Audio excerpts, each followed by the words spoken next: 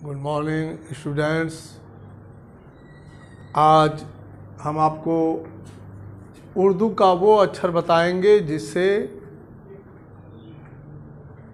किसी भी विषय का हो, चाहे वो हिंदी हो, इंग्लिश हो, उर्दू हो, अरबी हो, कोई भी किसी भी मज़हब के कोई भी हो, जिसके एक एक अक्षर होते हैं, जिस अक्षर से हम सीखना शुरू करते हैं और सीखते हैं, और वही अक्षर जब हमें पूरा याद हो जाता तो उन्हीं अक्षरों से, उन्हीं हुरूफों से हम अपने आप को शब्द बनाते हैं, यानी अल्फाज बनाते हैं। हिंदी में शब्द कहा जाता है, इंग्लिश में वर्ड कहा जाता है और उर्दू में अल्फाज कहे जाते हैं, जिसके द्वारा हम बोलते हैं। हम कोई भी बात कहते हैं, बोलते हैं, उसे हम शब्द कहते हैं, वर्ड कहते हैं या अल्फाज कहते हैं। तो आइए सबसे पहले हम आपको पहले अक्षर से यानी हरफ, पहले हरफ से आपको बताते हैं। चाहे वो कोई भी हो, हिंदू हो, मुस्लिम हो, सिख हो, ईसाई हो, कोई भी अगर सीखना चाहता है तो इससे सर्फ हासिल कर सकता है, सीख सकता है, वो अपने दिमाग को लगा के उसे पढ़ाई कर सकता है।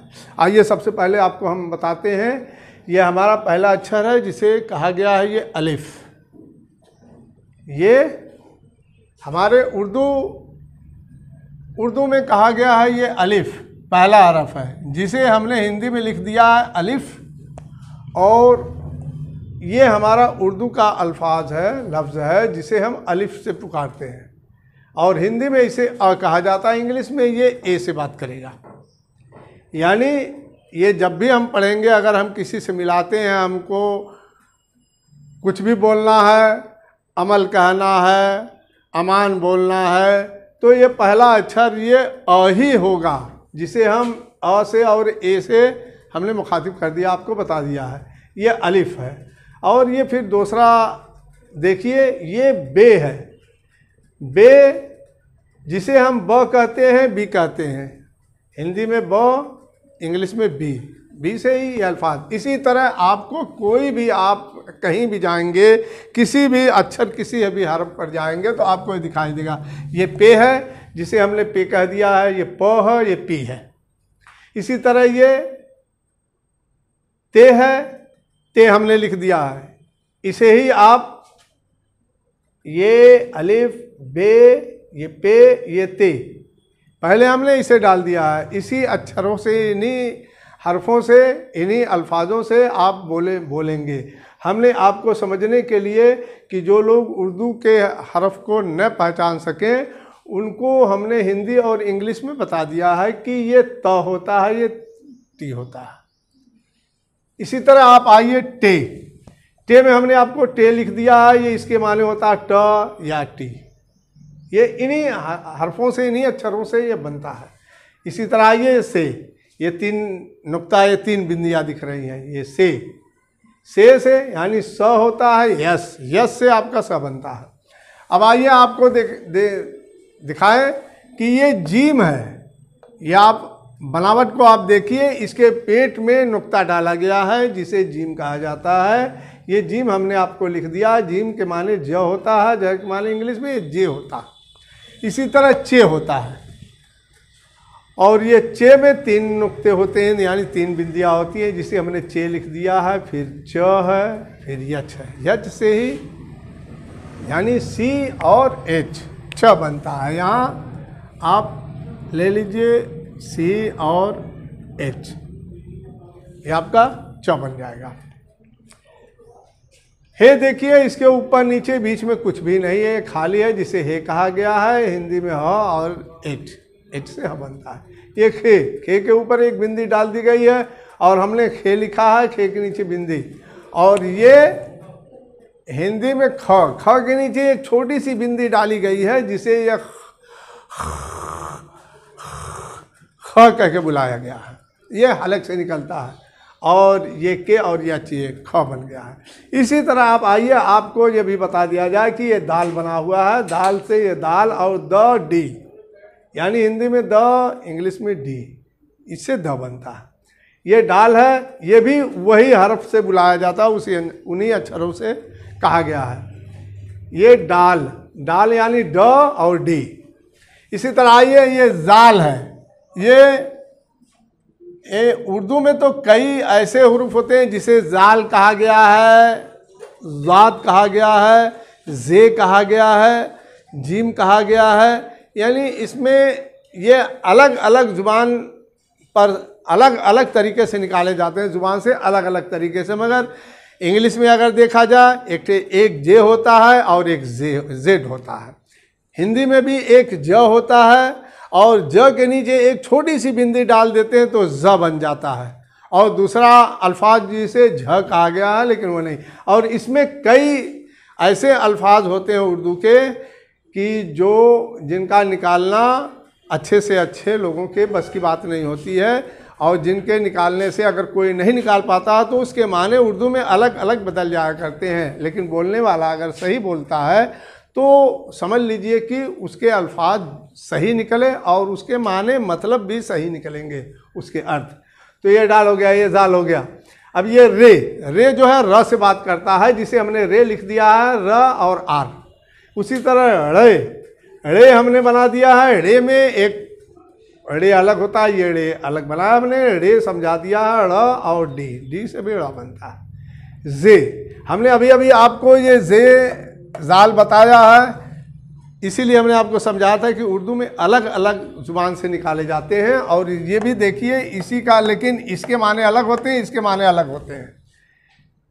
अब यहाँ भी जे बना है, इसके भी नीचे बिंदी है और इसके भी नीचे बिंदी है, लेकिन इसके माने अलग है, इसके माने अलग है। लेकिन बोला लिखने के लिए हिंदी में एक ही जैसा लिखा जाएगा। ये हिंदी में ज है और जेड। और ये भी देखिए 3 बिंदी है, ये बड़ा जे है, जिसे हम ये भी जे बोलते हैं, जिसे आप इंग्लिश में कभी बोलते हैं दिस इज ये हाउस। दिस आपका यस से निकलता है, तो उसी तरह ये भी जे होता है, जिसे हम पस मंज़र बोलते हैं। जैसे हम उर्दू में बोल दिए कोई चीज़ पस मंज़र, तो उसे पस मंज़र नहीं बोलेंगे, पस मंज़र नहीं बोलेंगे, पस मंज़र बोलेंगे। लेकिन वो स से नहीं, यस से नहीं लिखा जाएगा, इसी जे से लिखा जाएगा, जिसके ऊपर 3 बिंदियाँ होती हैं।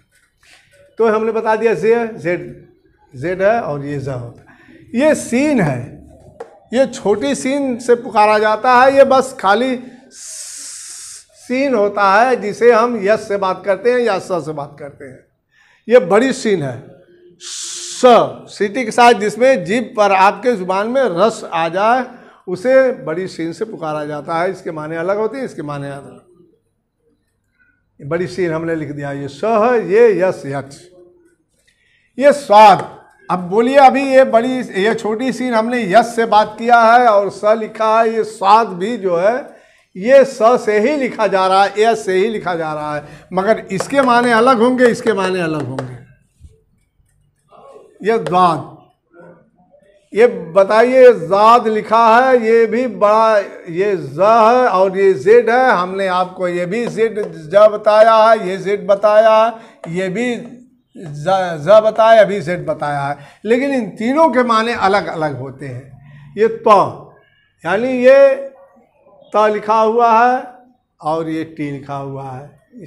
बहुत से ऐसी चीज़ें हैं जो एक एक अक्षर से लिखे जाएंगे, मगर माने अलग अलग होंगे, क्योंकि हिंदी में 2 ही हमने आपको समझा दिया कि एक ज होता है, एक ज होता है। एक इसी तरह आपको समझने का फेर है। ये तो हो गया, और ये ज हो गया जो हमने अभी आपको बताया है, जेड और ज। उसी तरह ये भी है, माने अलग अलग होते हैं। ये ऐन है, ये हलक से निकाले जाते हैं। ये ऐन, ये आ जिसे कहा जाता है, यहाँ से निकलता आ, एक अ होता है, एक आ होता है, लेकिन लिखा जाएगा हिंदी में ए ही, जैसे हमने अलिफ में ए लिखा है। गैन, ये भी हलक से निकलता ग, जिसे हमने ग बिंदी डाल दिया है ताकि आदमी समझ जाए, और ये जी बना दिया है, इससे भी ग बनता है। ये फे, कितने लोग बोलते हैं फे, फे नहीं होता है, फे होता है, जिसे हम मुंह से हवा निकालते हुए और निकाल देते हैं फे। ये एफ से बात करता है, ये फ है, इसके नीचे एक बिंदी डाल दिया, फ हो गया। ये बड़ा कौफ है, ये अभी हलक से निकलता है कौफ। हमको कलम लिखना है तो क्यू से लिखेंगे, और के से लिखेंगे तो उसके अर्थ, उसके माने बदल जाएंगे। देखिए ये छोटा काफ है जिसे हम काफ लिखे हैं, और ये क के नीचे बिंदी डाल के हमने ये बना दिया है, और यहाँ कुछ नहीं बनाया। ये क है, ये की है, ये ख है, ये क्यू है, दोनों में फ़र्क है। ये गाफ आइए, ये गाफ है, ये काफ पे सिर्फ एक पाई से खींचा गया है, इसमें 2 पाई से खींचा गया है। ये गाफ, ये ग है, ये जी से ग बनता है। ये लाम है, ये यल होता है, ये हिंदी में ल होता है और इंग्लिश में ल, यल, यल से ल बनता है। इसी तरह मीम है, मीम उर्दू शब्द है और हिंदी में म बोलते हैं, इंग्लिश में यम से बनेगा। ये नून, ये उर्दू में इसे नून कहा गया है, कहीं कहीं नू कहा गया है, सिर्फ नाक से निकलता है नू, और जिसे न कहा जाता है यन, यन से बनता है। तो वाव, वाव ये वो है, ये वी से बनता है। ये हे है, ह यच, उसी तरह भी है, जिसमें ये दुचस्मी हे कहा गया है, लेकिन ये जहाँ तहाँ लगता है ये, तो इससे माने बदल जाया करते हैं। कभी आपको जैसे हम बता दें, एक इसके बारे में समझा देते हैं आपको। ये क है, ये क है। अब ये अगर इसी में, इसे अगर इसी में बना दिया जाए तो अब तक तो वो क था, अकेला ये क है, ये हमने पहले क बनाया था। ये जैसे आपका ये क है, अब हमने सिर्फ इसको इसमें लगा दिया है, अब ये क से ख बन गया, अब ये ख हो जाएगा। अगर यही आप ये गाफ बना दिए और इसमें अगर इसे मिला दिया गया तो ये घ हो जाएगा। इस तरह इसके लगाने से शब्द, वर्ड अलग अलग बनना चालू हो जाते हैं। तो आइए और आपको बता दें, ये लाम अलिफ है। अब तक तो आपका ये लाम था, अकेला यल से बात कर रहा था, यह भी यल ही से बात करेगा, मगर यल ए लग जाएगा, जिससे ला बन जाएगा, मुंह खुल जाएगा ला। और ला बनाने के लिए अलिफ जो लगा है, आप अभी ये देखिए, ये म है। किसी भी चीज़ को लिखने के लिए जैसे इंग्लिश में बड़े लेटर्स और छोटे लेटर्स होते हैं, उसी तरह उर्दू में भी आधे आधे हरूफ होते हैं। मैंने ये पूरा म लिख दिया है, यम लिखा है, मीम लिखा है, और इसे ये बस इतना ही बना देंगे, ये म बन जाएगा। लेकिन जिस तरह ये लाम में अलिफ लगाया है तो ला बन गया है, अगर इसी मीम में हम अगर अलिफ को मिला दिए तो ये माँ बन जाएगा। इस तरह इसकी अलग अलग अल्फाज हैं, इसकी अलग अलग पढ़ाई है। और ये लाम, ये हमजा है, ये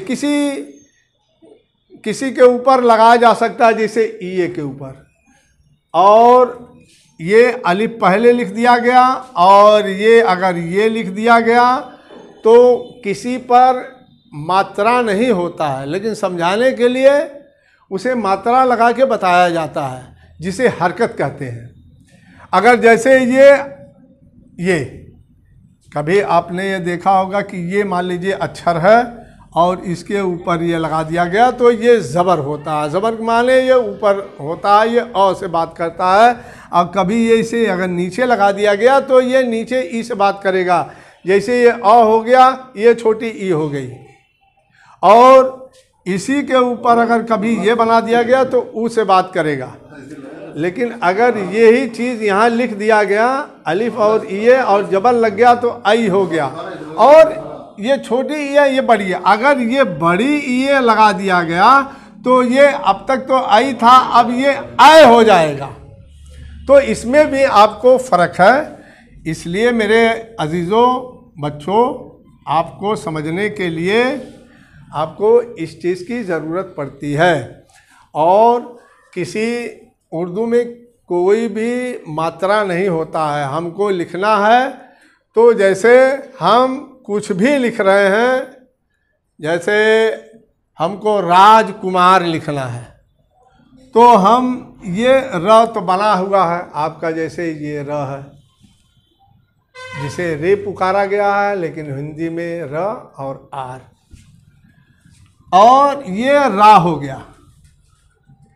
अब ये अलिफ रख गया है तो ये आ से बात कर रहा है, और ये जिम बन गया, राज हो गया।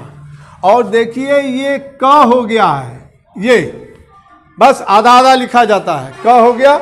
और अभी हमने आपको यहाँ म समझाया था पूरा, और ये देखिए ये म हो गया। अब ये अलिफ लगा दिया गया, अब ये राज, अब ये कुमा हो गया। ये क है, ये माँ है, कमा हो गया है, लेकिन हम इसे कुमा पढ़ेंगे और ये पूरा र बना देंगे, कुमार हो जाएगा।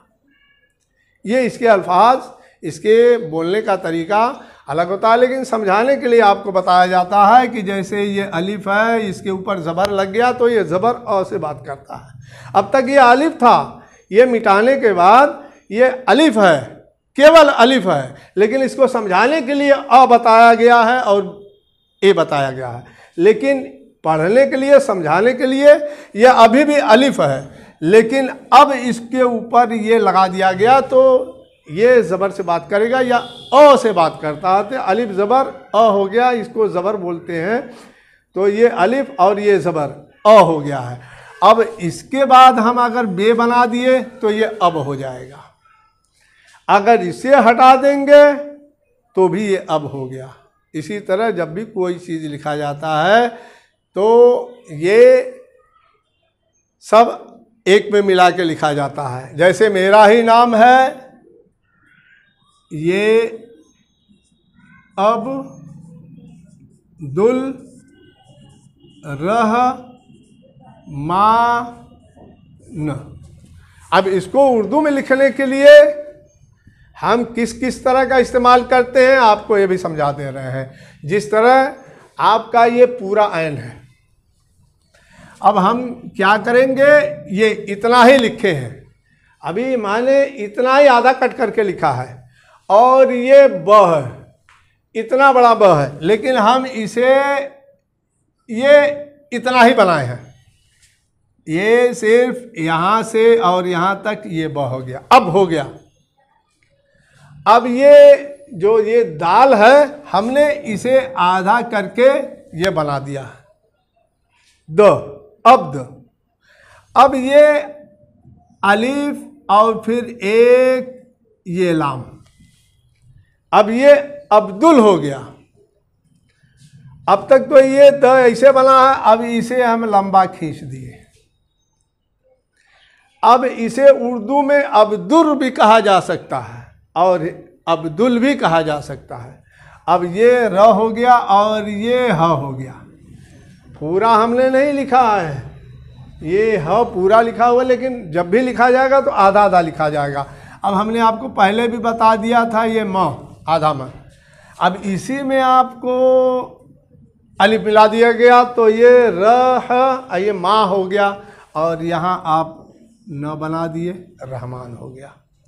तो इस तरह उर्दू की लिखाइयाँ होती हैं, और आप लोग अगर इच्छुक हैं सीखने के लिए, ये नहीं कहा जा सकता सिर्फ मुस्लिम ही इसको अध्ययन करें, इसको सीखें। गुजारिश है, आपसे अपील है कि आप हर बच्चा, हिंदू मुस्लिम सिख ईसाई, कोई भी विद्या लेने में कोई हर्ज नहीं है, कोई भी ले सकता है, जिससे आपको ज्ञान प्राप्त हो सकता है। कभी कभी ये देखा गया है कि हिंदी, इंग्लिश मुस्लिम भी पढ़ता है, और उनके इंग्लिश में पेपर से आते हैं, या इंग्लिश में मोबाइल में कोई भी चीज़ आया या हिंदी में आया तो उसे पढ़ा जा सकता है, मुस्लिम भी पढ़ लेता है। लेकिन जब मुस्लिम के मज़हब की कोई, जैसे उर्दू में कोई पेपर आ गया, अखबार है, तो पता ये चला कि हिंदू उसे नहीं पढ़ पाता है। लेकिन क्यों नहीं पढ़ पाता है? क्योंकि उस पर हम ध्यान नहीं देते, हम उसको सीखना नहीं चाहते। अगर हम उसे सीखें तो ये कल को ये पता लग सकता है कि कभी कभी आदमी के मन भावना में ये कि इनका क्या लिखा जाता है, इनके उर्दू में क्या इनको लिख लिख के बहकाया जाता है, कि इनको बताया जाता है कि उनको अच्छा या बुरा। तो उसको सीखने के लिए, उसको जानने के लिए हमको सीखना पड़ेगा कि इनका उर्दू क्या लिखता है, इनके बारे में क्या कहता है, इनके बारे में क्या अनाउंस कर रहा है।